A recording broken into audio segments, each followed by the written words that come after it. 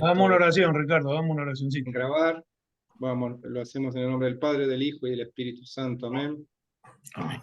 Vamos a invocar a la Santísima Trinidad, que el Dios Padre, Hijo y Espíritu Santo nos acompañe en esta tarde de hoy, ilumine al orador, en este caso el ingeniero Daniel, que gentilmente nos acompaña, como también a todos los asistentes que participan hoy, esta tarde-noche, de esta tertulia que le llamamos, con el fin de motivar, levantar los corazones y motivarlos a participar en política, ¿sí?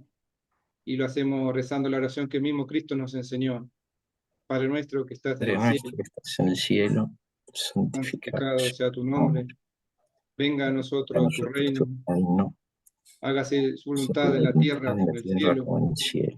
Danos hoy Danos nuestro hoy pan de nuestro pan cada de cada día. día, Perdona perdona nuestras nuestras ofensas, ofensas, como como también también nosotros nosotros perdonamos. perdonamos Perdonamos a a quienes quien nos nos ofenden. ofende, y No no nos nos dejes dejes caer en la caer en la tentación tentación, y y líbranos del líbranos mal. del mal. Mal. Amén. Amén.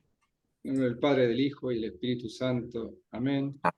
Muy bien, gracias a todos ahí por sumarse. Como es costumbre, vamos a hacer una breve presentación de quien nos acompaña hoy. El ingeniero Daniel es escritor en uno de los blogs importantes que conocemos, que es el Info Católica. Tomamos de ahí su currículo, dice fiel católico laico uruguayo, nacido en 1959, casado con 3 hijos, ingeniero industrial de profesión, magíster en ciencias religiosas y bachiller en teología sagrada, presidente de la obra social Pablo VI y secretario del Centro Cultural Católico Fe y Razón, asociaciones con sede en Montevideo, Uruguay, autor de varios libros en teología, y obviamente en la página que luego compartimos ahí de Info Católica es posible bajarse estos libros que Daniel ha escrito y que pone a disposición de todos, para poder compartirlo, ¿no? Así que nuevamente, en especial gracias Daniel por atender mi llamado, mi invitación que llegó vía Santiago. Ojalá por ahí lo veamos a Santiago, también los presentaremos. Y bueno, agradecerles a sumarse tanto Daniel como los que están ahora presentes a esta iniciativa del ciclo de tertulias del Movimiento Católicos en Política. La iniciativa es escuchar al presentador unos 40-45 minutos y tomar unos minutos finales para consultas, comentarios que quieran hacer directamente a Daniel. Y la tarde de hoy nos convoca con la temática bueno, que Daniel es justamente especialista y ha escrito sobre esto bastante. La falacia del cambio climático le llamamos. A ver si ahí se me movió la pantalla. Ahí está. Eh, y está a cargo del ingeniero Daniel Iglesias Greces, ¿sí? De la República Oriental de Uruguay. Bueno, me callo y le damos la bienvenida a Daniel y ya lo dejamos a su cargo. Bueno, muy buenas noches. Muchas gracias a todos por participar. Gracias a Santiago, a Bernat, por haberme puesto en contacto con el movimiento, y a Ricardo Ibáñez por haberme invitado a dar esta charla, ¿no? Que para mí es una alegría y un honor también. No soy un climatólogo, no soy un gran experto en la temática, pero sí un ingeniero y un poquito teólogo que se ha interesado por este tema, ha leído bastante y también llegado a algunas conclusiones, me he hecho una idea del asunto y me gusta compartir con los demás lo que, lo que estoy viendo, ¿no? Sobre este tema. Tengo un librito sobre esto que tiene el mismo título que el título original que le puse a la charla. Después Ricardo lo cambió por uno más marketinero y más polémico. El título original era Crisis climática, entre signos de interrogación, ¿no? Crisis climática, un análisis científico y ético. Pero bueno, vamos a ver vamos a tratar de llegar a la conclusión del título de Ricardo. ¿Y por qué me interesó este tema? Bueno, siempre me interesó la política, pero sobre todo a partir de que me involucré en el movimiento Pro Vida, ya por el 2005, me metí un poco más. Después en el 2017 empecé a militar en política en un grupo social cristiano. Y fui viendo que este tema, curiosamente, ¿no? A priori puede parecer muy sorprendente, que el tema del clima se ha vuelto el tema central, digamos, de la política internacional. Y, y que, bueno, prácticamente todos los ámbitos de poder, todas las instituciones de gobierno, académicas, empresariales, incluso religiosas, ¿no? Medios de prensa, casi todos, ¿no? Están todos alineados, casi todos, con una visión alarmista que presenta al cambio climático, que es una expresión que se usa como sinónimo de otras, ¿no? De calentamiento global o crisis climática, como la amenaza más grave, la amenaza existencial más importante que enfrenta la humanidad. Vamos a ver cuáles son los fundamentos para que nos asusten, digamos, con esas ideas, ¿no? Que cada vez, año a año, eso empezó sobre todo en el año 1988 con la creación del IPCC, el Panel Intergubernamental del Cambio Climático, dentro del sistema de las Naciones Unidas, y año a año fue creciendo. Y hoy en día en el hemisferio norte se vive una cierta histeria colectiva sobre este tema, al punto que mucha gente ha decidido no tener hijos por este problema, porque piensan que el mundo está condenado, la humanidad por lo menos está condenada. Y mucha gente sufre de lo que llaman ansiedad climática, muchos, sobre todo jóvenes o adolescentes, ¿no? Tienen problemas psicológicos por esto. Bueno, vamos a ver, yo preparé una presentación que después, si quieren, sería bueno compartirla, hacerla llegar a todos los participantes. Ahora podemos compartir la pantalla, así que no me van a ver más, van a ver la pantalla. A ver, ¿ahí se ve? Sí, ahí está. ¿Se ve bien? Bien. Bueno, ese era el título original. Esto es lo que les estaba contando. Prácticamente todo el poder con P mayúscula está en un consenso muy grande. Todas las instituciones más establecidas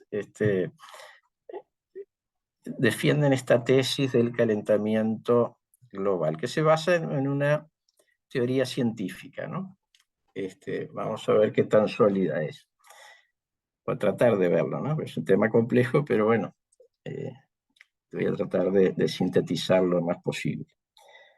Yo le llamo la teoría del calentamiento global antropogénico catastrófico. Todas las palabras son importantes porque en realidad esta tesis tiene como tres componentes principales. Primero, la primera afirmación que hace es que hay un calentamiento global. La segunda, que ese calentamiento global es antropogénico, es decir, causado por el hombre, o principalmente causado por el hombre, y que ese calentamiento global antropogénico es catastrófico o será catastrófico. Entonces, a los que sostienen estas tres tesis, yo les llamo catastrofistas o alarmistas, y se tiende a llamar escépticos a los que no concuerdan con las tres tesis, o por lo menos con alguna de ellas, ¿no? Ahí se puede ver que dentro del campo del escepticismo climático hay una gran variedad de posiciones, ¿no? Desde los que niegan que haya un calentamiento global hasta que los los que dicen sí hay un calentamiento global, es causado por el hombre, pero no es catastrófico, o dudan que sea catastrófico. Todo eso son distintas gamas de escépticos. Bien. Vamos a la primera cuestión. Primero vamos a ver la parte científica, ¿no? Entonces la primera cuestión es, ¿hay realmente un calentamiento global? Y yo creo que la respuesta más precisa sería, depende de qué estamos hablando, del periodo temporal que estamos considerando. El dato básico, y es el que da origen a toda este alarmismo, es que desde la segunda mitad del siglo XIX hasta hoy la temperatura global ha subido 1 grado, más o menos 1 grado. ¿Qué es la temperatura global? No es algo tan sencillo como parece. Darle un número, encontrar un número que represente la temperatura de todo el planeta en un año dado, implica promediar muchas cosas, ¿no? Hay que promediar las temperaturas que varían a lo largo del día, las que varían a lo largo del año, y promediar en el espacio también. Ahí, evidentemente, no tenemos termómetros o estaciones meteorológicas en todos los puntos del planeta, sino en algunos puntos, pero bueno, se promedia y se haya una temperatura que es más o menos representativa de la temperatura global. Desde el siglo XIX se mide directamente la temperatura. Para atrás, muchas veces la temperatura se mide indirectamente, midiendo unas variables que están asociadas de algún modo con la temperatura, con relaciones conocidas, que le llaman proxies. Bueno, entonces, indirectamente, midiendo esas variables, se puede deducir cuál era la temperatura hace, por ejemplo, millones de años, ¿no? No había termómetros junto con los dinosaurios. Entonces, en esa escala temporal, sí ha habido un pequeño aumento de temperatura, 1 grado. Pero si miramos en otras escalas, por ejemplo, dentro de ese periodo ha habido distintos subperiodos, ¿no? La temperatura desde 1850 hasta ahora, si bien globalmente aumentó, ha habido periodos más cálidos y más fríos, ¿no? Por ejemplo, desde los años 40 hasta los años 70 del siglo XX, la tendencia fue decreciente y se generó un alarmismo muy parecido al actual, pero ahí el temor era al enfriamiento global. Después, en los años 70, cambió la tendencia, empezó a subir, y ahí empezó esta nueva teoría, ¿no? Y creció bastante hasta el año 95, más o menos, 97, y ahí empieza una etapa que algunos le llaman la gran pausa. Fueron 18 años que no creció, la temperatura se mantuvo estable, hasta que en 2015 y 2016 hubo un empujón fuerte, ascendente, que otra vez empezó a crecer. Algunos dicen que ahora estamos en otra nueva pausa, más chica, pero bueno, eso habrá que verlo según cómo evolucione en el futuro. Pero esos son periodos cortos, de años, ¿no? Si uno mira la misma curva de temperatura en un periodo de millones de años, tiene una clara tendencia decreciente, ¿no? Si miramos, por ejemplo, los últimos 100 millones de años, hace 100 millones de años la temperatura era mucho más alta que hoy, hace 50 millones de años también. De hecho, bueno, y si miramos en una escala de siglos, ha habido, por ejemplo, el periodo cálido medieval, que fue entre unos 500 años, más o menos del 800 al 1300, que era más caluroso que hoy. Y cuando los vikingos llegan a Groenlandia, le ponen ese nombre, ¿no? Que quiere decir tierra verde, y no eran irónicos los vikingos, le pusieron ese nombre porque era verde, encontraron bosques grandes, ¿no? y cultivaron trigo en Groenlandia. Y no era solo un fenómeno local, fue un fenómeno mundial, el periodo cálido medieval. La Edad Media fue una edad de oro para la agricultura. Después vino la pequeña edad de hielo, que fueron otros 500 años, más o menos de 1300 a 1800, a 1850. Muy frío, ahí bajó 2 grados la temperatura. Entonces algunos piensan que lo que está pasando ahora es que es un rebote, ¿no? La Tierra se está recuperando de la pequeña edad de hielo. Pero bueno, volviendo a la escala más grande, la Tierra tiene unos 4.500 millones de años, ¿no? Durante el 90% de esa historia, de todo ese tiempo enorme, la temperatura fue tanto más alta que hoy que no existían los casquetes polares, ¿no? Solo durante el 10%, ¿no? de ese tiempo ha habido casquetes polares. Los periodos en que hay casquetes polares, o sea que hay hielo ártico y antártico, son los que se llaman glaciaciones. Y ahora estamos en medio, porque obviamente hay casquetes polares, ¿no? La Antártida está totalmente cubierta de hielo, incluso en algunos puntos el hielo antártico tiene más de 3 kilómetros de altura, imagínense, ¿no? Todo ese peso de hielo sobre la Tierra, ¿no? Sobre el continente. Y entonces hace 2,6 millones de años que estamos en esta glaciación. Se llama la glaciación cuaternaria, pero es la quinta o sexta que ha habido en esta historia. No hay que confundir esta glaciación en la que estamos inmersos, ¿no? Con lo que se llaman los períodos glaciales. O sea, la glaciación, a su vez, se divide en periodos más fríos y menos fríos, ¿no? Los más fríos son los períodos glaciales, que son las edades de hielo, y los más cálidos son los períodos interglaciales. Ahora estamos en un periodo interglacial, que empezó hace unos 10.000 años, o sea que hace apenas 10.000 años que terminó la última edad de hielo. La temperatura era 6 o 7 grados más baja que hoy, ¿no?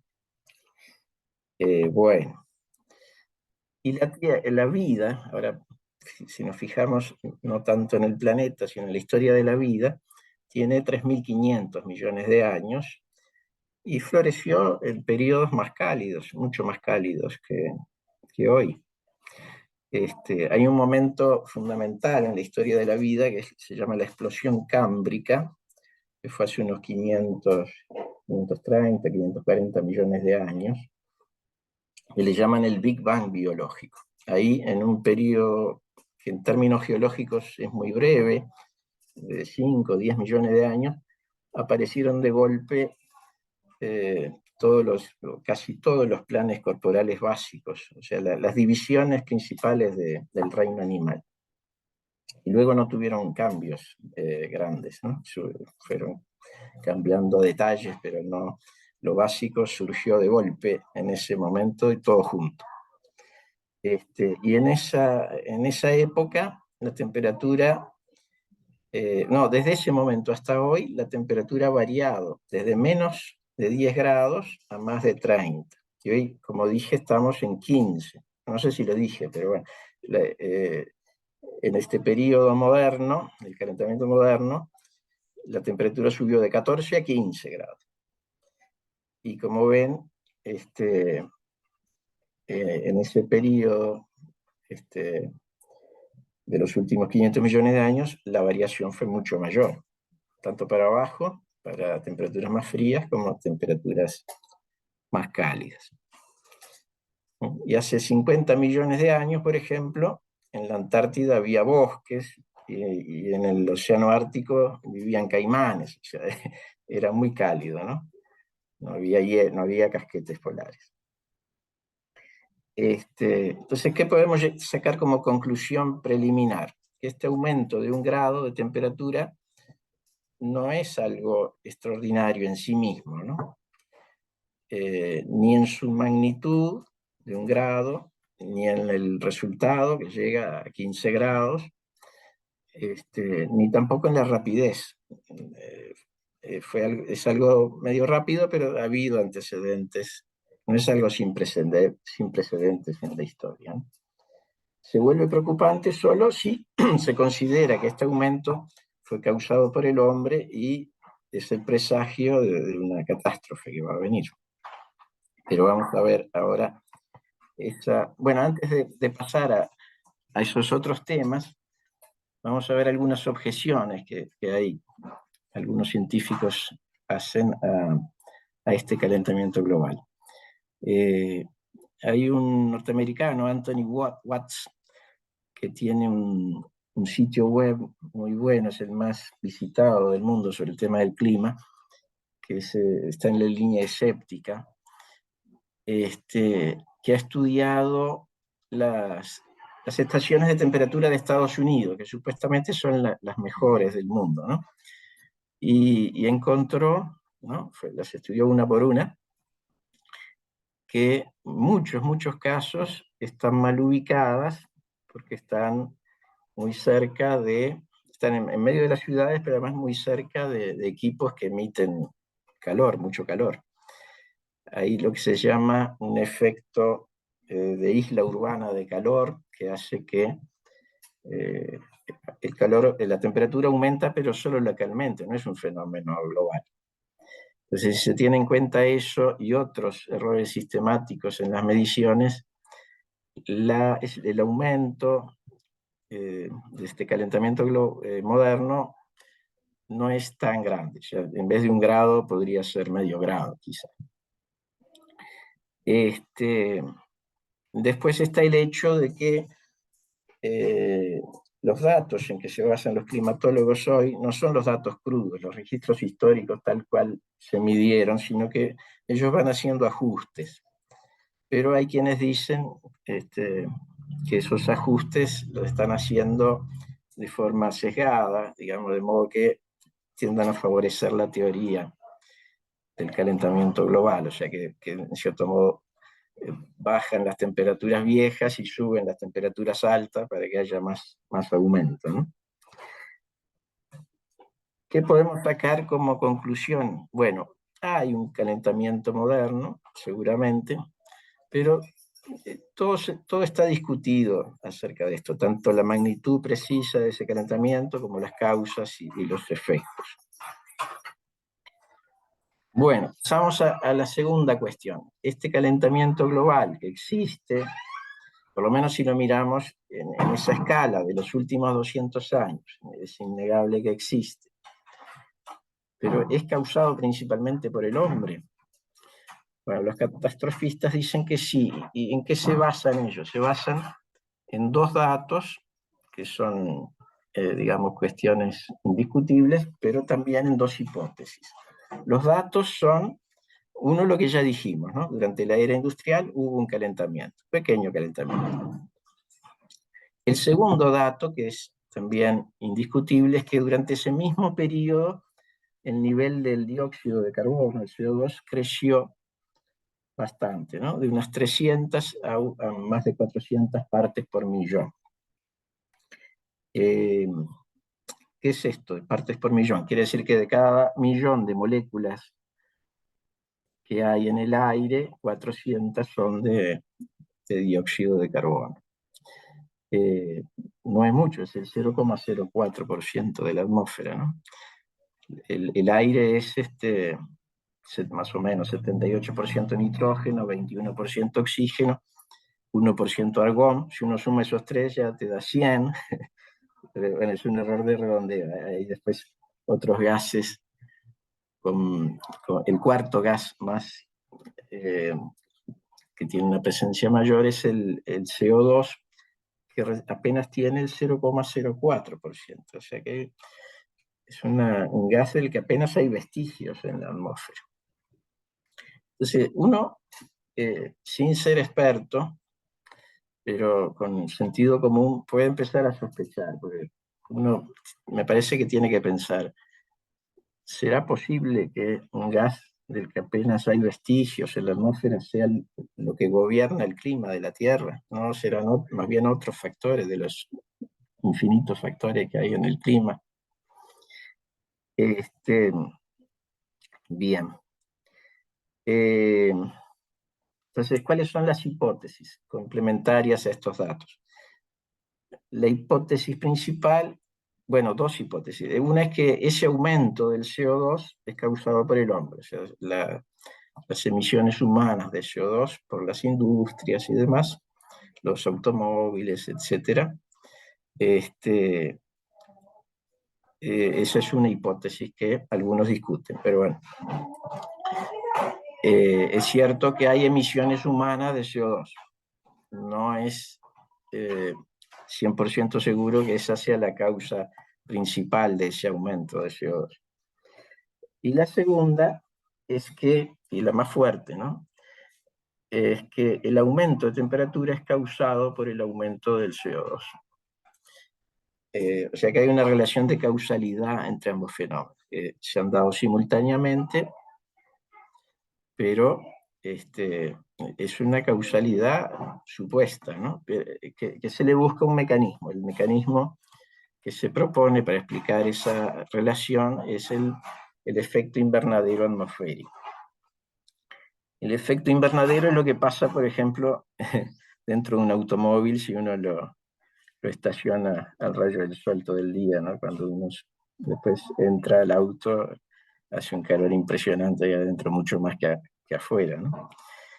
Porque el vidrio y demás retiene un porcentaje mayor de la energía que proviene del sol y no le deja salir, entonces ahí la temperatura aumenta.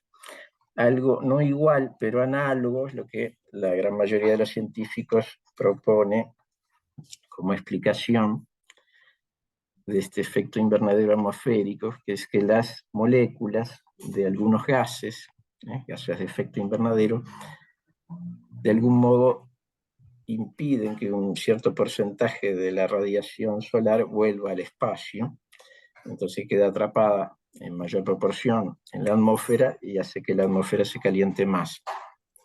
¿Cuáles son esos gases de efecto invernadero? Bueno, de vuelta el CO2, pero también el vapor de agua, que está, por ejemplo, en las nubes y demás. El vapor de agua es variable en la atmósfera. El aire puede ser más húmedo o menos húmedo, incluso totalmente seco. Varía entre 0 y 4% el vapor de agua. Pero también el metano, CH4, que es un hidrocarburo, el óxido nitroso y el ozono. Esos son todos gases de efecto invernadero. Bueno, ¿qué objeciones hay a esta segunda parte de la teoría, ¿no? De que el calentamiento es causado por el hombre? Bueno, la primera es que hay una correlación positiva entre las dos variables, temperatura y nivel de CO2, pero eso no quiere decir que haya causalidad. Correlación no es causalidad, eso es uno de los axiomas de la estadística. ¿Y qué es lo que tienen a favor los científicos que proponen esta teoría? Bueno, lo que tienen son modelos de computadora, ¿no? Modelos matemáticos, modelos computacionales del clima, pero en los que ya le meten dentro, en la programación de esos modelos, las hipótesis estas, ¿no? La hipótesis del efecto invernadero, por ejemplo, y de esa relación de causalidad. Algunos científicos dicen que la relación es al revés.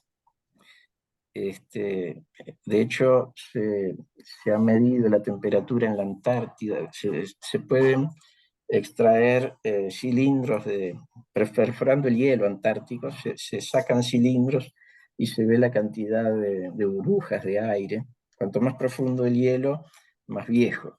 Entonces se puede medir indirectamente la temperatura de los últimos 800.000 años de esa forma. Y ahí se ve que en los últimos 400.000 años, la curva de temperatura y la curva de CO2 tienen prácticamente la misma forma exacta, ¿no? Pero con un detalle muy curioso, y es que la curva de CO2 tiene un retardo de 800 años con respecto a la temperatura. Y por lo tanto, la causa nunca puede ser posterior al efecto. Entonces, por eso algunos dicen, no, es al revés, es el aumento de temperatura el que causaría el aumento del nivel de CO2. Pero bueno, el siguiente punto es quizá la objeción más importante. Hay muchos científicos que, en la línea de lo que había dicho yo hace un rato, ven que o sostienen que la variación de temperatura global se explica por factores naturales. Hay una variabilidad natural del clima que se debe a una infinidad de factores. Hay factores más importantes, dicen ellos, que el efecto invernadero atmosférico. Muchos científicos le dan la preponderancia al Sol, a los ciclos solares, otros a los ciclos oceánicos, lo están estudiando mucho en los últimos años, ¿no? El tema del niño y la niña. El niño calienta la temperatura, calienta los océanos y la niña los enfría. Se suceden, ¿no? Con los años se van sucediendo esos dos fenómenos. Hay periodos neutrales también, y a su vez hay oscilaciones a lo largo de las décadas de ese tipo de corrientes marinas. Es todo muy complejo. Hay muchos factores, y no está nada claro que el CO2 sea el factor principal. Bueno, hay quienes piensan que ese aumento de CO2 que les mencioné, de 300 a 400 partes por millón, tuvo factores naturales, por ejemplo, las explosiones volcánicas. Hay otros que se fijan en las temperaturas viejas de millones de años atrás y ven que las curvas de temperatura y CO2 se mueven de forma totalmente independiente, sin que haya una correlación entre ambas. Incluso hay algunos, yo encontré un paper de dos doctores en física alemanes que dicen que el efecto invernadero atmosférico no puede existir porque violaría las leyes fundamentales de la física. Bueno, si quieren les puedo pasar la dirección del paper, es algo bastante complejo, no me pronuncio sobre si es correcto o no, pero ahí está. Hay quienes niegan incluso el mecanismo propuesto para explicar esto. Bueno, y vayamos al punto que en el fondo es el principal, el calentamiento global. Si suponemos que es antropogénico, pero ¿es catastrófico o va a ser catastrófico? Aquí los catastrofistas hacen tres afirmaciones sobre todo. Primero, basándose en esos modelos computacionales del clima, dicen que esta tendencia va a seguir. Si no cambiamos muchísimo nuestras sociedades, la forma en que vivimos, la forma en que se maneja nuestra civilización, eso va a seguir creciendo a un ritmo cada vez mayor. Y después, ¿cómo eso puede ser catastrófico? Porque al fin y al cabo uno piensa, bueno, unos grados más, grados menos, ¿por qué sería catastrófico? Dicen, bueno, porque eso aceleraría el derretimiento de los casquetes polares y el aumento del nivel de los océanos. Inicialmente era ese el argumento. De hecho, como han pasado ya muchos años y los mares siguen creciendo al mismo ritmo de siempre, que son unos 20 centímetros por siglo, más o menos, eso Muchos piensan que es por fenómenos naturales, ¿no? Últimamente insisten cada vez más en otro factor que tiene menos fundamento todavía científico, que es el tema de que el aumento de la temperatura causaría un aumento de los eventos climáticos extremos, huracanes, inundaciones, sequías, todo tipo de cosas, ¿no? Tornados. Eso en realidad, si vamos a resumir eso en una palabra, no hay evidencia convincente de eso, de que haya una relación entre ambas cosas y de que esté habiendo una tendencia creciente. Lo que sí hay una tendencia clara es que cada vez hay menos víctimas de ese tipo de fenómenos climáticos extremos. Si uno mira, compara lo que pasaba a principios del siglo XX con lo que pasa hoy, los muertos por terremotos, por inundaciones, por sequías, por huracanes son muchísimo menos, porque, digamos, el progreso tecnológico hace que podamos luchar más fácilmente contra estas cosas, a pesar de que la población humana es mucho mayor hoy que en el 1900, por ejemplo. Bueno, objeciones hay muchas. La principal es que este catastrofismo en el fondo se basa en modelos computacionales, que son muy pobres, que tratan de reflejar un sistema complejísimo y caótico, además, que es el clima, en el que intervienen cientos de factores, ¿no? El sol, los vientos, las corrientes marinas, los océanos, el suelo, la vegetación, son las nubes, una infinidad de cosas, ¿no? Y se supone que esos modelos computacionales deberían tener todo eso debidamente en cuenta, pero lo hacen de forma muy, muy imperfecta, ¿no? Y además, como decía, en definitiva se basan en correlaciones estadísticas, ¿no? No se basan... Yo acá quería poner un ejemplo, ¿no? Para que se vea que hay formas muy distintas de hacer ciencia, ¿no? Yo pongo como contraejemplo el descubrimiento de Neptuno, que fue un matemático francés, Le Verrier, que sentado en su escritorio tuvo meses haciendo cálculos y cuando terminó le mandó una carta a un astrónomo alemán y le dijo, bueno, por favor apunte su telescopio a tal punto del cielo. Ese mismo día el alemán enfocó el telescopio para ahí y descubrió Neptuno. Asombroso, ¿no? Eso es ciencia en su forma más clásica y que tiene un merecido prestigio, digamos. Pero también hay otro tipo de ciencia con menos grado de certeza, ¿no? ¿Qué es lo que pasa, por ejemplo, hoy con muchos de los descubrimientos, los supuestos descubrimientos de la medicina, ¿no? Uno puede leer en un diario esta semana, bueno, salió un estudio científico que dice que el café es beneficioso para la salud.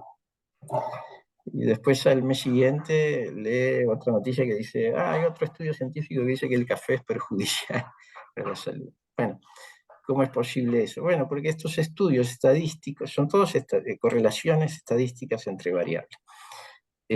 Tienen muchas limitaciones, muchas condiciones, que a veces la prensa no refleja esa complejidad y hace afirmaciones exageradas, ¿no? No tiene en cuenta la incertidumbre de esta forma de hacer ciencia. Bueno, los modelos estos computacionales del clima son decenas, ¿no? Hay muchos, y ya hace décadas que existen, suficiente tiempo como para poder comprobar si acertaron o no en sus predicciones, ¿no? Y de hecho, bueno, todas esas decenas, todos esos modelos, que son decenas, han exagerado mucho, digamos, el aumento de temperatura. Lo que predecían no se cumplió. O sea, hubo un aumento, pero menor, bastante menor de lo que predecían. Y ninguno predijo la gran pausa que yo les mencioné, ¿no? De 18 años. La complejidad de estas predicciones uno la puede intuir comparando la climatología con la meteorología, que son dos ciencias muy relacionadas. Algunos dicen, no, no se puede comparar, son cosas distintas, el corto plazo, el largo plazo. Bueno, pero es el mismo sistema, es el sistema del clima. La meteorología trata de predecir cómo va a estar el tiempo mañana o la semana que viene. Y ya sabemos que es fácil leerlo, ¿no? Nadie puede predecir con un grado de certeza razonable qué temperatura va a haber dentro de 3 semanas, ¿no? Imagínense, la climatología es el mismo sistema con la complejidad agregada de que en el largo plazo intervienen muchos más factores que en el corto plazo son constantes, ¿no? Bueno, los científicos hacen lo que pueden, pero certeza difícil tener en este terreno.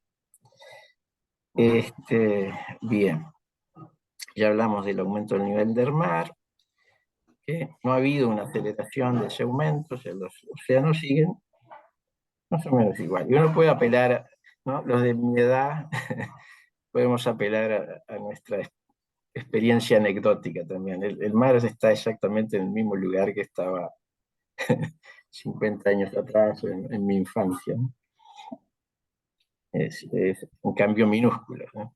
Hay cambios locales, pero por fenómenos de erosión que no tienen nada que ver con estos fenómenos globales, ¿no? A ver que se me fue vamos para atrás. Bien, y ya hablamos de esto. Bueno, por último, ¿por qué vamos a pensar que un aumento de temperatura va a ser perjudicial incluso? No hay buenas razones para pensar que es perjudicial. ¿Por qué vamos a pensar que el clima actual es el óptimo? Porque el clima que había en 1850 era el óptimo. Como decía, la vida en la Tierra coexistió con temperaturas mucho mayores y mucho menores, con niveles de CO2 también mucho menores y mucho mayores. Y tanto el sentido común como los estudios científicos coinciden en que el frío es mucho más perjudicial para la salud que el calor. O sea, muere 10 veces más gente por frío que por calor. Y bueno, claramente, por ejemplo, cuando un estadounidense se jubila, la mayoría no se va a vivir a Alaska, se van a la Florida o a Hawái. Nuestra idea de un lugar paradisíaco no tiene mucho que ver con el frío. Y es seguro que en algún momento va a venir la proximidad de hielo, entonces capaz que un pequeño calentamiento antropogénico no nos vendría mal ahí. Hay otro dato que es muy, muy importante, y es que las plantas requieren un mínimo de 150 partes por millón de CO2 para sobrevivir. Las plantas respiran CO2, podríamos decir. Y a través de la fotosíntesis producen energía. Después los animales se alimentan de las plantas. Entonces, sin la fotosíntesis, prácticamente toda la vida desaparecería, o casi toda la vida en la Tierra, ¿no? Hace poco, a ver acá, no veo porque me tapa, sí, hace 2 millones de años el nivel de CO2 llegó a 180 partes por millón, estuvo muy cerca del mínimo fatídico ese de 150. O sea que se evitó por poco la extinción de la vida.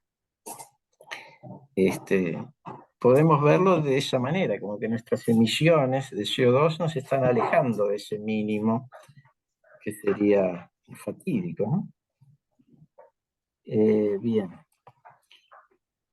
Y la otra cuestión es que el CO2 no es un un contaminante, como dicen alegremente muchas veces los ecologistas. El CO2 es el alimento de las plantas, ¿no?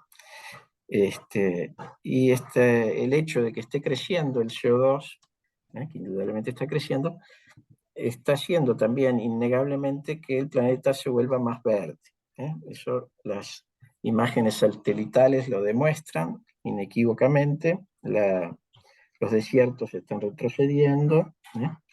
Hay fenómenos de deforestación que son locales, en la Amazonia y demás, pero globalmente la vegetación está aumentando. El planeta se está volviendo más verde, gracias al CO2.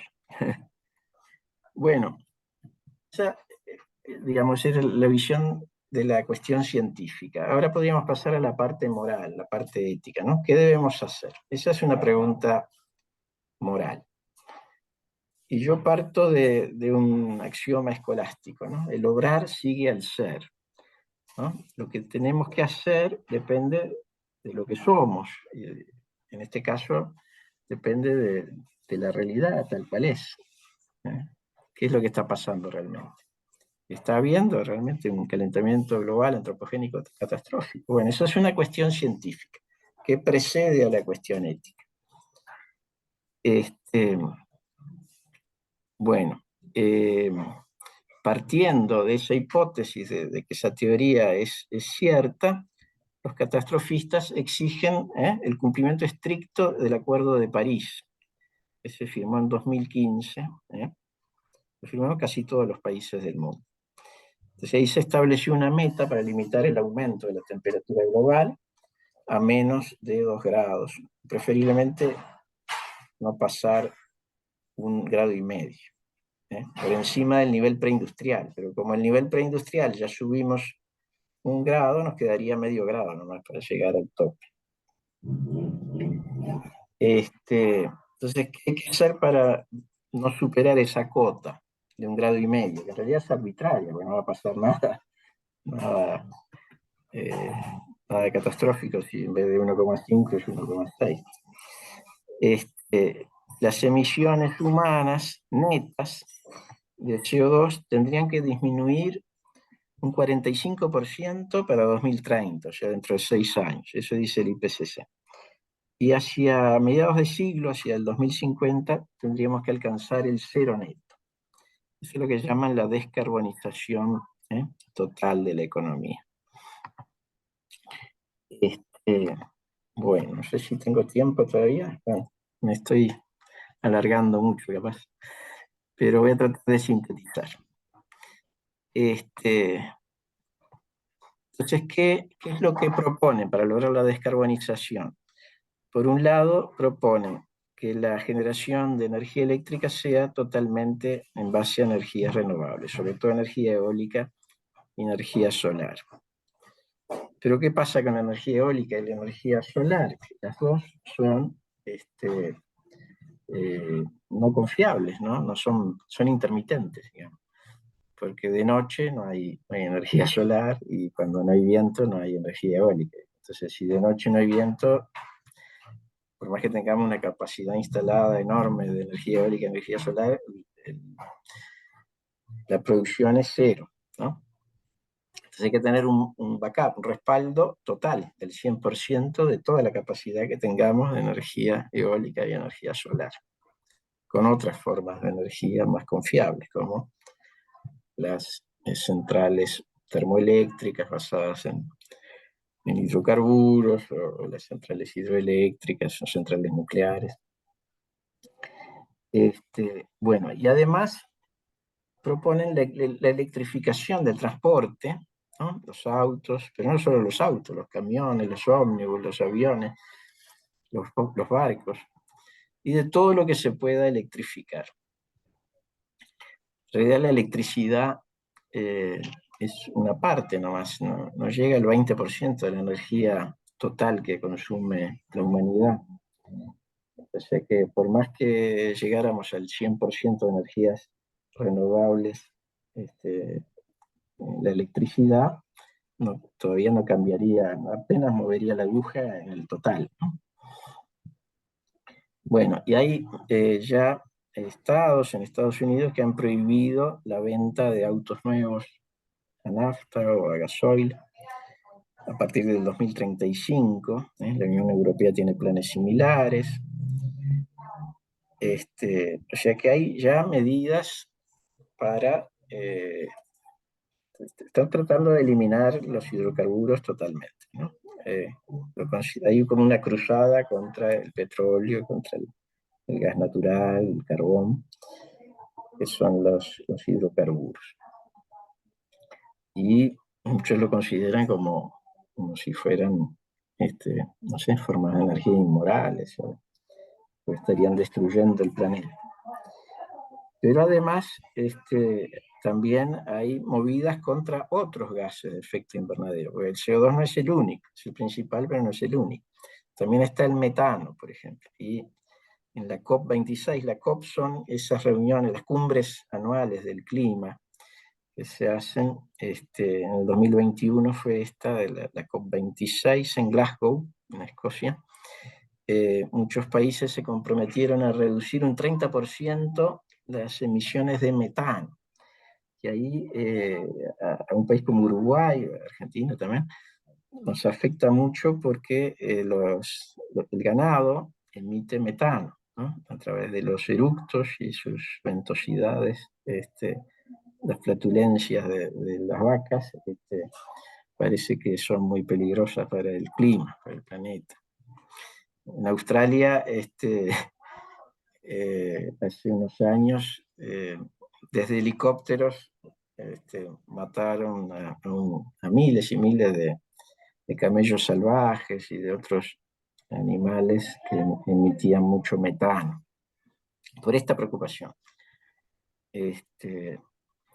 Bueno, y Greenpeace y otras ONGs ambientalistas ya están diciendo, no, hay que eliminar la carne y los lácteos de nuestra dieta por este asunto, ¿no? Porque estamos contribuyendo al calentamiento global el comer carne, porque la carne viene de las vacas, que las vacas tienen esas flatulencias de metano. Bueno, pero no queda ahí la cosa, también está luchando contra el óxido nitroso. El óxido nitroso es un componente importante de los fertilizantes que tienen un rol fundamental en la agricultura. Entonces Canadá, Países Bajos y otros países están impulsando una reducción drástica del uso de fertilizantes para reducir la emisión de óxido nitroso. Tuvimos hace pocos años el caso de Sri Lanka, que prohibió los fertilizantes, quiso volver a la agricultura orgánica solamente, y el resultado fue catastrófico. La comida empezó a escasear, subió de precio tremendamente, hubo hambrunas, hubo manifestaciones populares grandes y al final cayó el gobierno, ¿no? Bien. Y algunos catastrofistas impulsan abiertamente lo que llaman el decrecimiento económico. La solución sería que ya los pobres no aspiren al desarrollo económico, a llegar a ser como los ricos, y los ricos también se contenten con lo que tienen o incluso bajar, que acepten un descenso de su nivel de vida. Y bueno, y los más radicales impulsan otros cambios también. Y los menos radicales también. Quieren que seamos menos. Entonces, quieren que tengamos menos hijos, que haya impuestos sobre el carbono, en las dietas vegetarianas, que viajemos menos en avión. Los más radicales incluso llegan a proponer que se elimine el capitalismo, en el sentido de economía de mercado, ¿no? Y la democracia, ¿no? La democracia es muy lenta es mejor la tecnocracia o la dictadura para poder imponer estas medidas para salvar el planeta, nos gusten o no nos gusten. Bien, objeciones hay muchas a esto, ¿no? Primero está el hecho clarísimo de que a pesar de de los enormes recursos que se han invertido en energías renovables, los combustibles fósiles siguen, no movió la aguja, digamos, siguen dando entre el 80 y el 85% del total de la energía primaria mundial. O sea, siguen siendo la clave del desarrollo económico. Es una energía barata y abundante que ha hecho maravillas. Digamos, el progreso de la humanidad en lo económico se ha debido sobre todo a los combustibles fósiles. Hace 200 años, el 90% de la humanidad vivía en la pobreza o en la extrema pobreza. Hoy en día solo el 10% vive en la extrema pobreza. Los combustibles fósiles han sacado a miles de millones de personas, o hicieron posible, digamos, que miles de millones de personas salieran de la pobreza. O sea que el resultado de esos billones de dólares invertidos en descarbonizar la economía ha sido nulo, prácticamente nulo, porque el CO2 sigue aumentando linealmente. Uno mira la curva y es una línea recta creciente, ¿no? A pesar de todo lo que se ha hecho, el CO2 sigue creciendo al mismo ritmo. Después está el hecho de que el Acuerdo de París es costosísimo. Si todos los países cumplieran estrictamente con todas las obligaciones que asumieron ahí, el costo total se calcula en por lo menos 60 billones de dólares. Billones quiere decir millones de millones, ¿no? No billions. Un billion, 1 billion en inglés son 1000 millones. 1 trillion es un billón. Es curioso, pero contamos distintos los números. Estos billones son billones de verdad, son trillions, millones de millones. Pero a pesar de eso, la temperatura global solo disminuiría 0,05 grados. O sea que la relación costo-beneficio es espantosa, ¿no? El beneficio es muy chiquito y el costo es inmenso. Y después está, desde el punto de vista moral, tenemos que considerar el costo de oportunidad, y es el hecho de que cada $1.000.000 que gastamos en combatir este problema, que yo creo que es un problema imaginario, o por lo menos un problema que no es tan significativo, es $1.000.000 no gastado en los problemas reales de la humanidad, problemas mucho más graves y más urgentes, ¿no? Como, por ejemplo, combatir la pobreza extrema.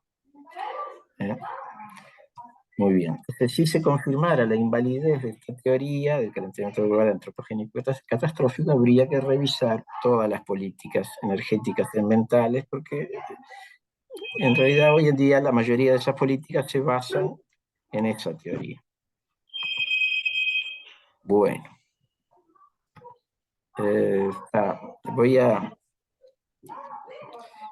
Ya me pasé del tiempo, entonces acá solo muy resumidamente digo que hay como 3 factores que impulsan el alarmismo climático. 2 factores ideológicos, que son el neomalthusianismo y el neomarxismo, ¿no? El malthusianismo es una idea pseudocientífica muy nociva, que es la de la explosión demográfica, que dice que la población crece en proporción geométrica y los alimentos y los recursos en proporción aritmética. Eso se ha demostrado. La historia de la economía mundial es un desmentido tremendo de esta teoría.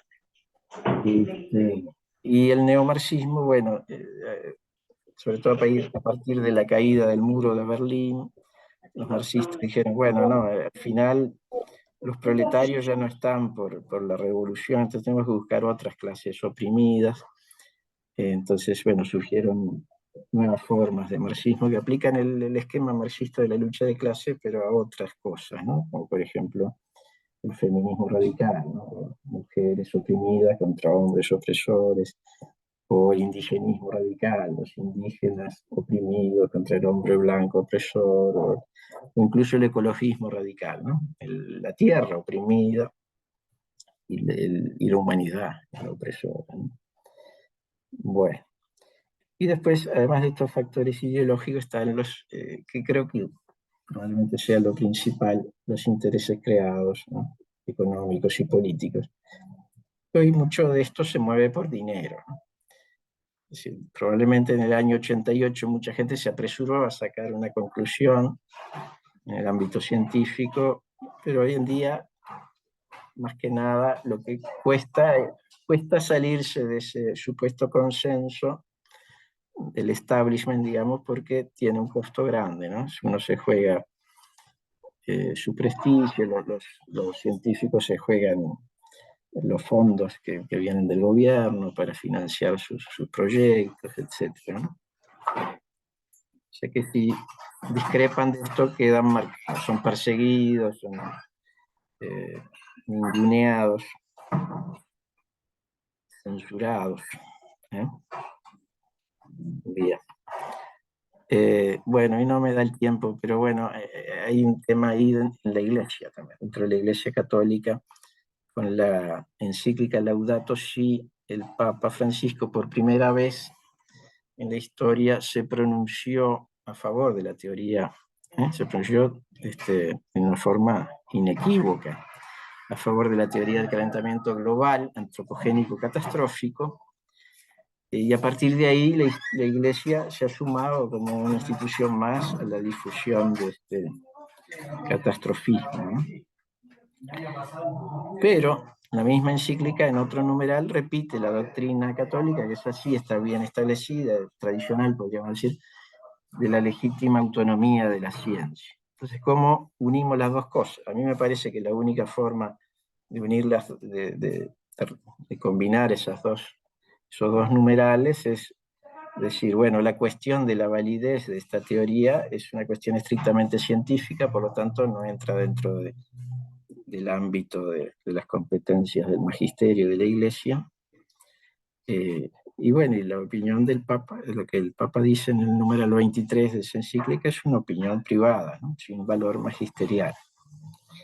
Hay quienes dicen que no, que Monseñor Sánchez Orondo dice, no, es parte del magisterio igual que la condena del aborto. Es un disparate total. Si uno mira, por ejemplo, el Evangelium Vitae de Juan Pablo II, la forma en que se pronuncia es casi una definición dogmática por la solemnidad y la forma de expresión.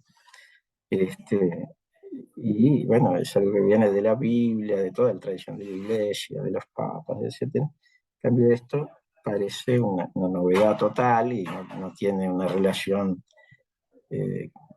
ninguna relación con la divina revelación. Entonces se está creando el peligro de un nuevo caso Galileo, con un alineamiento imprudente de la Iglesia con, con una teoría científica discutida. Porque ahí hay un error sí, fáctico en la encíclica que dice que hay un consenso, pero no hay tal consenso. Hay digamos, hay una opinión mayoritaria, pero hay muchísimos científicos que están en contra de esta teoría. Muchísimos, solo que son acallados, ¿no? No se los escucha porque no amplifican su voz, al contrario, tratan de acallarlos. Bueno, entonces mis consejos a los cristianos, nosotros por ejemplo, escuchar atentamente las dos campanas del actual debate científico y político sobre este tema, y segundo y fundamental, digo, no mezclar las aguas limpias de la doctrina social de la Iglesia con las aguas turbias del catastrofismo climático. Esa es mi conclusión. Bueno, ahí les recomiendo alguna bibliografía, incluso en mi librito ahí que lo pueden descargar gratis. Ingeniero, no se ve en las diapositivas, ¿eh? Se quedó en objeciones políticas actuales ahí. ¿Qué es lo que no se ve? Si está mostrando algo en pantalla, se quedó con objeciones a las políticas actuales. Ah, sí. Sí, sí, Ah, no avanzó, no avanzó. y Bien. acá dice su función. Reanudar. ¿Ahora? Todavía no, todavía no. ¿No? Porque yo veía que usted hablaba de las teorías, digo, bueno, ¿será que lo está diciendo Ah, realmente? Ahí está, ahí está, ahí ahí sí. se ve. Ahí se ve el cambio de posición, Ah, ahí está la bibliografía. la Genial. bibliografía. Bien. Bueno, son algunos libros, un sitio web, dos web y mi librito. Y bueno, muchas gracias por la atención y ahí está la dirección de mi web personal, que es donde están los libros, ¿no? Y ahí se indica también la página de Infocatólica y del Observador, descrito también. Bueno, muy bien. Muy bien, Disculpen muchas que gracias, Daniel. no manejé bien el tiempo y tuve que terminar medio de las No pasa corridas, nada, pero tranquilo. No, no pasa nada, ingeniero, no pasa nada.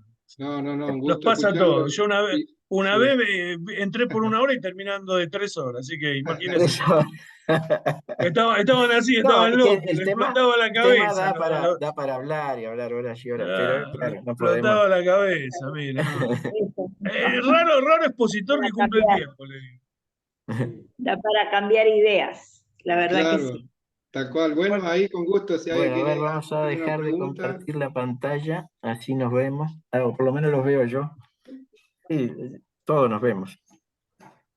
si ¿quién tiene alguna pregunta para hacer? Aprovechemos que está el ingeniero acá dispuesto a contestar. Bueno, yo le pregunto al ingeniero si él está de acuerdo con las energías nucleares, porque yo me parece que son peligrosas también. Bueno, ahí Han lo que... habido catástrofes debido a eso también. Sí, hubo 3 accidentes básicamente en toda la historia, ¿no? Uno, Eran el de un Three poco, Mile Island en Estados Unidos, que no murió nadie, no, en realidad no pasó a mayores. bueno, pero son Después en peligrosas. Chernobyl, en la Unión Soviética, pero los soviéticos la verdad que ayudaron bastante, porque de forma muy irresponsable no habían hecho mantenimiento por años. Entonces, creo que hay que atribuirlo más al sistema No sé, yo comunista. les digo Y que es después así. en Japón, pero claro, le cayó un maremoto encima a la planta nuclear y ni siquiera así se Bueno, rompió. Este, eh, pero son lo que peligrosas. mató gente ahí fue el maremoto, no la planta nuclear. O sea que en total, toda la energía nuclear Lo en que toda pasa la es que historia mató, el no sé, japonés es digamos, muy a 200 cuidadoso. personas, todas en Chernobyl.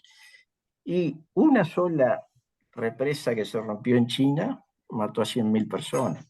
Una. ¿Cuántas represas se han roto en toda la historia, no? Entonces, Bueno, es mi pensamiento, ¿no? Muy ¿Está? bien, muchas gracias. Adrián tenía una pregunta. Sí, mire, yo tengo la siguiente duda, ingeniero. Yo sé que hay ciudades que tienen un índice de smog muy fuerte a causa de las emisiones de los autos. Creo que y, Santiago de Chile y la Ciudad de México, es más, dan a la mañana cuando dan la temperatura del índice de smog. Esto es sí, algo bastante objetivo, el tema del efecto sí, de las emisiones. Digo, ¿cómo conjuga eso claro. al decir que no Pero el hay... problema no es el CO2, Ajá, es el monóxido de carbono el y monóxido de carbono? otras cosas que había antes y ya no hay, como el plomo en la Ajá, nafta. El hecho, me parece que es claro e indiscutible, es que en las ciudades de los países más desarrollados, ese problema que existió ya hace mucho que dejó de existir. O sea, ajá. el mismo desarrollo económico permitió combatir la contaminación. Ujú, Este, pero además, prohibir, digamos, combatir contra los combustibles fósiles como en una cruzada, como si fuera un pecado mortal consumir eso, por este problema, es como matar moscas a cañonazo, porque es un problema local, absolutamente local, urbano, de algunas ciudades, ujú. que se puede combatir de otras formas, con medidas urbanísticas. En algunos países o ciudades dicen, bueno, solo los lunes solo pueden salir los autos de patente impar, y los martes lo de los pares, Sí, yo qué sé. se hizo una Este, vez. Sí, se ¿eh? hizo. Acá se hizo en Uruguay una vez. Eso, No, pero hay muchas otras formas, pero quiero decir que me parece que no tiene sentido desde el punto de vista económico, digamos, hacer una descarbonización total de la economía por ese problema, que es un problema de algunas ciudades, ¿no? Claro, Y como digo, yo más que... no es el CO2, porque también nos quieren hacer Esa era pensar la que pregunta, porque digo, el CO2 entiendo que se puede encontrar, no es tóxico. El entiendo que se puede CO2 encontrar una lo solución respiramos alternativa. continuamente, le estamos respirando el CO2. Claro, no, sí, Y sí. exhalamos, claro. De todo depende de la proporción. Si esta No, sí, habitación sí. yo me quedo una vida y al final todo se vuelve CO2 y me muero, ¿no? Claro, Pero si claro. estamos hablando de un 0,04% de la atmósfera que es CO2, no es totalmente inocuo, ¿no? Irrelevante. No. ¿Puede ser una pregunta? Sí, Ana María. sí, Sí. Sí, sí. buenas noches. Así, ¿sí? Sí, Sí, Qué pena, ¿sigo Ezequiel, yo o dale. usted? No sé. Listo. Vamos Sí, primero con Ezequiel y después vos, Ana María. ok, qué pena. Gracias, Adrián, muy amable. Ingeniero, en primer lugar, lo felicito por la exposición. Yo me prendí a la charla y no pude dejar de escucharlo porque cada slide suyo era revelador y demolía desde las bases muchos de los mandamientos que uno tiene que digerir acríticamente hoy desde la modernidad, ya sea por los diarios, por las redes sociales, los noticieros, lo que fuera. Usted con datos científicos muy concretos, demolió en forma categórica, así que lo tengo que felicitar porque me quedó, realmente le tuve que sacar, nunca lo había hecho y saqué fotos de todos los slides porque son tremendos Bueno, argumentos igual para uno. la presentación la vamos a distribuir, o sea Sí, que sí, no sí. es Fantástico, necesario fantástico. sacar Ahí, fotos. ahí la vuelvo a enviar por el chat, pero adelante, adelante. Perfecto. La pregunta es, y es la más difícil, porque en definitiva, cuando uno ve la convergencia de todos estos factores y de tantas incongruencias que nos presenta el mundo, en definitiva, el ser humano que tiene una mínima actitud crítica se pregunta, ¿y todo para qué? ¿Y todo esto para qué? Entonces, usted adhiere al menos sin necesidad de que usted le quepa el sallo de la conspiración ni nada. ¿Usted cree que esto podría estar orientado hacia la tendencia mundial de un gobierno único? O por lo menos, no sé si tan así, pero por lo menos de que los países centrales tengan más pretextos de injerencia en los países periféricos y de esa manera poder, entre comillas, chuparle los recursos con mayor impunidad. Y de esa manera, bueno, esto parece mucho orientado hacia eso. ¿Qué opina usted? Bueno, yo creo que por lo menos es consistente con los datos esa teoría, ¿no? Yo no, a veces no me gusta juzgar las intenciones, pero sí lo que puedo decir es los resultados concretos de estas políticas que se impulsan desde centros de poder son tales que terminan favoreciendo más todavía a esos poderosos, ¿no? Entonces, si hay intencionalidad o no, bueno, pues se podría presumir que sí, porque la gente no es tonta, ¿no? Pero bueno, uno podría decir, bueno, no, yo pienso que todos son bien intencionados. Bueno, puede ser que sean bien intencionados, pero el resultado concreto es ese, ¿no? Un poco ingenuo. ¿No? Uno piensa, por ejemplo, el tema del maltusianismo, ¿no? Que podríamos caracterizarlo como un imperialismo demográfico, porque tiene que reducir la población, dicen, que hoy somos 8.000 millones, pero tendríamos que ser 1.000 millones o 2.000 millones a lo sumo. Pero son siempre los otros los que tienen que desaparecer, ¿no? No uno. Y entonces, ¿qué promueven? Aborto, anticoncepción, esterilización, homosexualidad, etc. Entonces, digamos, es consistente con determinadas ideologías, ¿no? Uno mira la historia y está, por ejemplo, el movimiento eugenésico, que tiene mucha relación con el darwinismo. Yo estudié bastante a Darwin, también tengo un libro sobre el darwinismo.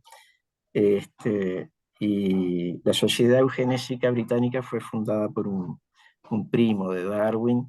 Después varios hijos de Darwin y descendientes de Darwin fueron presidentes de esa sociedad, que en el fondo buscaba que mejorar la raza humana, pero utilizando técnicas similares a la de las crías de perros o caballos, ¿no?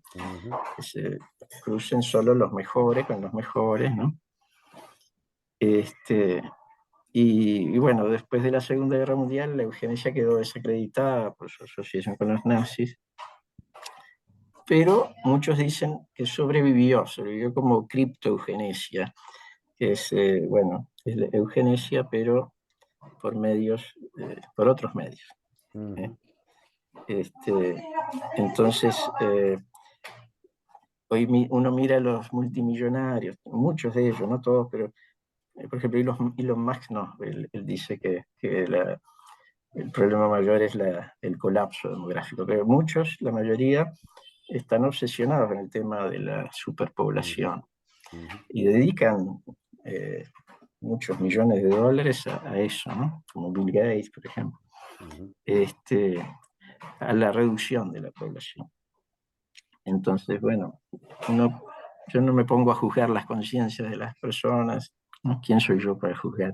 Bueno, bueno, pero uno tiene que hacer un juicio de las cosas, ¿no? Pero sí, pero Daría para el resultado, claro, el resultado en los hechos es algo que es favorable a sus intereses empresariales, ¿no? Entonces, uno podría Somos sospechar, por lo inocentes de menos. los grandes poderes nosotros. Somos inocentes de los grandes poderes. Claro, no sabemos qué es lo que está pasando, pero podemos sospechar, ¿no? Joder. Bueno, Ana María, haz tu pregunta, por favor. Sí, buenas noches. Gracias. Excelente conferencia, profesor Iglesias, pero mi pregunta pues tiene mucha relación con la anterior, especialmente cuando uno mira no solamente, bueno, todo lo maltusiano que está impregnado y que ya se ha demostrado que eso es un fracaso porque muchos países, al contrario, tienen problemas de que cada vez tienen menos personas jóvenes y eso impacta la economía, porque entonces no hay quien produzca y no hay quien pague las pensiones y han tenido que empezar a importar personas para que tengan más hijos. Es decir, la teoría maltusiana, pese a que fracasó, pero siguen todavía levantando muchos movimientos, esas banderas. Y uno mira, por ejemplo, la Agenda 2030, que tiene un propósito antihumano e ideológico, ya lo decía el profesor, con el aborto, la ideología de género y demás. Y uno también mira otros autores, Peter Singer, que se une a los ecologistas extremos que dicen que el ser humano es un hongo para el planeta, y lo único que pretenden con todo esto es generar miedo, terror y una fobia hacia lo humano, hacia el ser humano, y esto es totalmente antihumano, que es como el objetivo de ellos, acabar la raza humana, generar ese odio y quedar unos pocos y generar ese terror a través del miedo. Se pueden imponer ideologías a través del miedo, la gente hace lo que le dicen y no piensan. Entonces es como esas estrategias que están unidas con varios hilos de distintos tópicos y lo único que quieren es acabar la especie. Y uno dice, pero eso es una cosa de locos. Y yo pienso que es más que lo económico, es que quieren es el poder de dominar el planeta. Entonces, nosotros que trabajamos en contra de proyectos aquí en Colombia, de ley con un extrema ecologismo, acabar en la ganadería, acabar el petróleo, acabar la empresa, uno dice, pero hasta, ¿qué es lo que quieren? ¿Qué es lo que quieren? Entonces, cuando uno les habla de esto, ellos dicen, muéstrame las razones científicas, muéstrenos las razones científicas para saber si esto es verdad lo que ustedes proponen. Entonces, Sí. para nosotros esta charla es fabulosa porque de verdad nos da luces de bases científicas para poder remar contracorriente, porque pese a que la teoría maltusiana es un fracaso, la gente sigue a ciegas esa teoría Sí, y sí, creen en el aborto, creen en la ideología de género, creen que hay que tener menos hijos, quieren tener más animales que niños, es decir, un odio, y es un odio, una aberración hacia la raza humana, y eso es terrible. sí. Y no se quiere eliminar la pobreza, sino se quiere acabar con los pobres, que es distinto.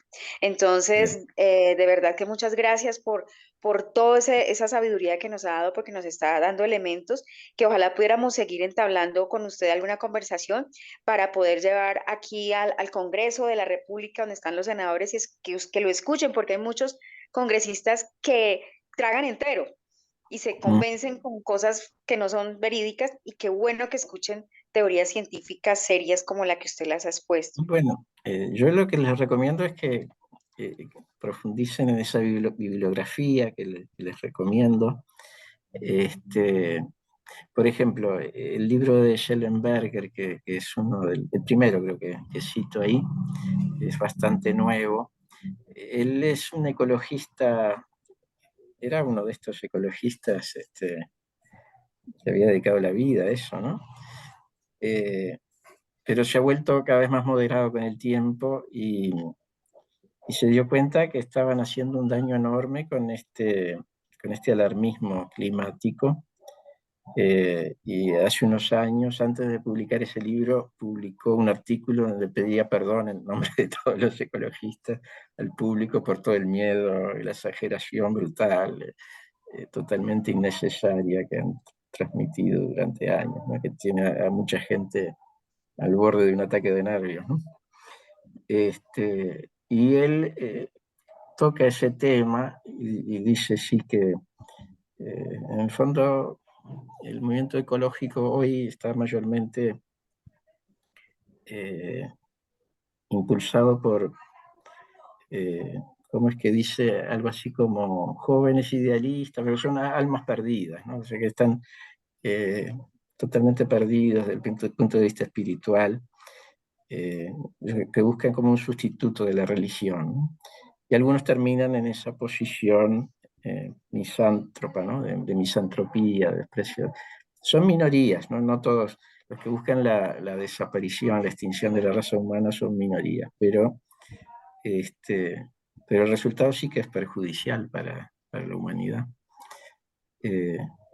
Algunos buscan salvar a los animales, dicen, bueno, porque dicen, no tratamos ese tema, ¿no? Dicen, estamos en medio de la sexta extinción masiva, es un disparate total, ¿no? En los últimos 500 años han desaparecido, no sé, una especie por año, y además son casi todas de islas, ¿no? Las islas, porque llega otra especie y es depredadora y extingue a la especie originaria, pero no es por un problema de una catástrofe ecológica mundial, ¿no? Bueno, pero eso a veces se debe al clima también. Muy bien, ahí estamos. Muchas gracias, Ana María. Santiago, teníamos ahí la última pregunta, justamente Santiago, que nos puso en contacto con el ingeniero Daniel, así que tenés el honor de llevar la última pregunta, Santiago, adelante. Bueno, gracias. Yo quería preguntar por algo que también se está observando hoy en día, que capaz que incluso, no sé si es intencional o no, pero contra algo que es lo que también habría que de alguna forma luchar o estar atentos, capaz, no sé qué palabras ponerle. Es el tema de la geoingeniería, ¿no? Aplicada al clima, por ejemplo, o a otros fenómenos que uno podría decir son naturales, pero bueno, si hay geoingeniería de por medio, ¿qué tan naturales son? Porque es una forma de alguna forma, la geoingeniería obviamente puede aplicar a distintas escalas, ¿no? Pero si pensamos en escalas como locales, pero si eso está coordinado y es algo que se hace en distintos países al mismo tiempo, ¿no? Produciendo efectos similares o aunque sea antitéticos, ¿no? Por ejemplo, por citar un ejemplo de sembrar nubes para que llueva o para retener, digamos, el agua y secar los frentes húmedos, ahí de alguna forma como que es algo que también hay que combatir o poner a argumentar contra eso, porque uno dice, ¿no? el efecto en el clima antropogénico no es tal, es casi ínfimo, pero por otro lado sí tenemos un efecto real que es el de la geoingeniería, ¿no? Entonces, como que vamos argumentando por un lado, ¿no? Con hechos científicos y mostrando a lo largo del tiempo que no es así ese cambio climático antropogénico catastrófico, y por otro lado tenemos cosas sí totalmente provocadas, ¿no? Que es como que van en líneas opuestas, pero claro, que son, no sé, que hay que atacar también otro, como ese otro frente, pero que va en la línea opuesta. Y en eso yo soy coherente, yo no creo en esas teorías. Digamos, sí pienso que toda la industria humana, con todas las emisiones de CO2 durante siglos, ¿no? Desde el siglo XVIII que empezó la revolución industrial hasta hoy, es un poco arrogante pensar que eso puede destruir el clima del planeta, destruir el planeta. Unos avioncitos que largan,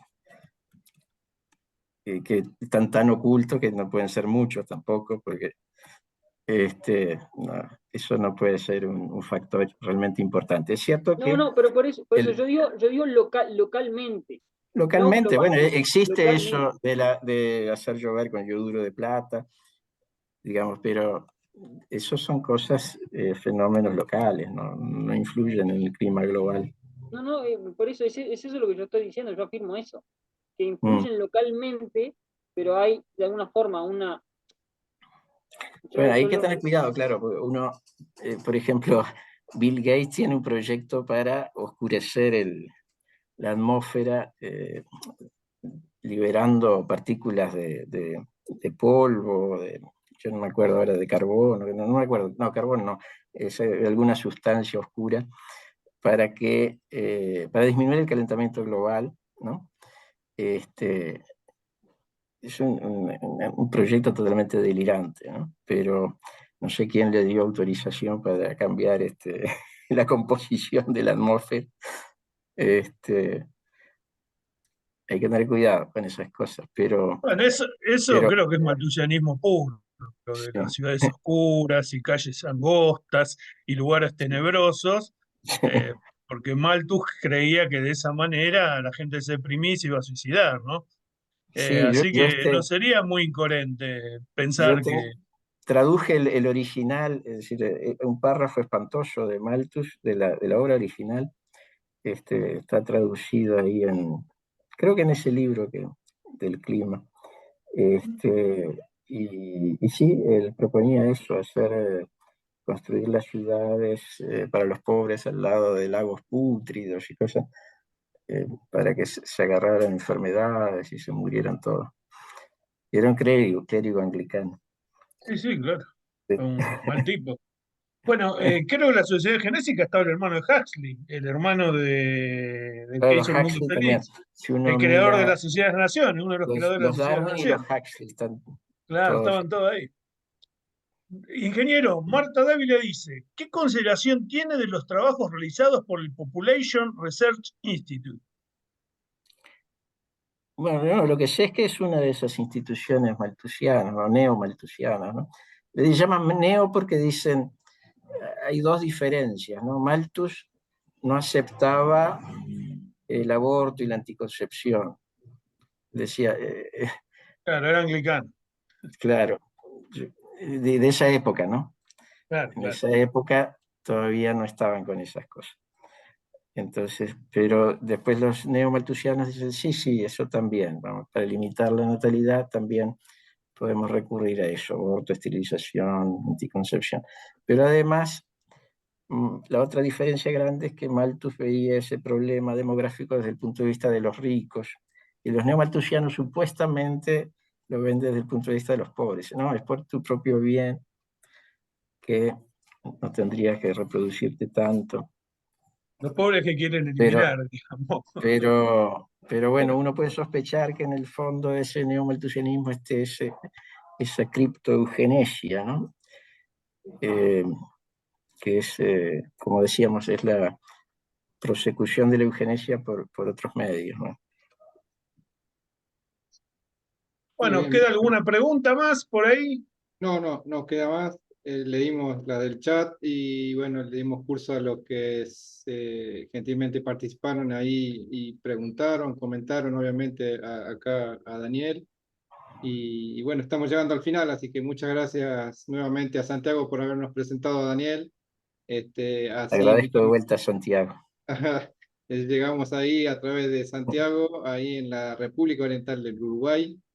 Y bueno, a invitarlos a seguir participando de este movimiento, el cual tenemos iniciativas pensadas muy buenas para este año, y animarlos también a que este ciclo de tertulias también ustedes mismos sean protagonistas, invitando a otras personas y tan valiosas como don Daniel hoy, a compartir un rato entre nosotros juntos y compartir una tarde, así que están invitados a eso también. Nuevamente, muchas gracias, Daniel, en particular por su No, tiempo, gracias a por ustedes. habernos compartido la presentación. Gentilmente ya la transmití por el chat acá de Zoom para los que están acá presentes. Luego lo haremos con Bien. respecto de integrantes del Movimiento Católicos en Política. Y ojalá lo podamos tener en un futuro con alguna otra presentación, así que será siempre bienvenido. Muchas gracias, Daniel. Muchas gracias. Muy interesante, muchas gracias. Buenas Muy bien. noches. Hasta luego. Muchas gracias a Buenas todos. noches. Estamos Ujú. invitándolos para la próxima, sumándose ahí al chat que tenemos. Visiten www.catolicosenpolitica.org y ahí tienen las distintas propuestas, como esta que también va a quedar grabada y colgada nueva ahí directamente de nuestro website. Así que muchas gracias a todos por participar, por sumarse, por preguntar y por llevarse un tiempo juntos acá aprendiendo de alguien que sabe, ¿no? Así que bueno, muchas gracias, Daniel. Bueno, gracias. Hasta pronto. Hasta pronto, muchas gracias, don Daniel.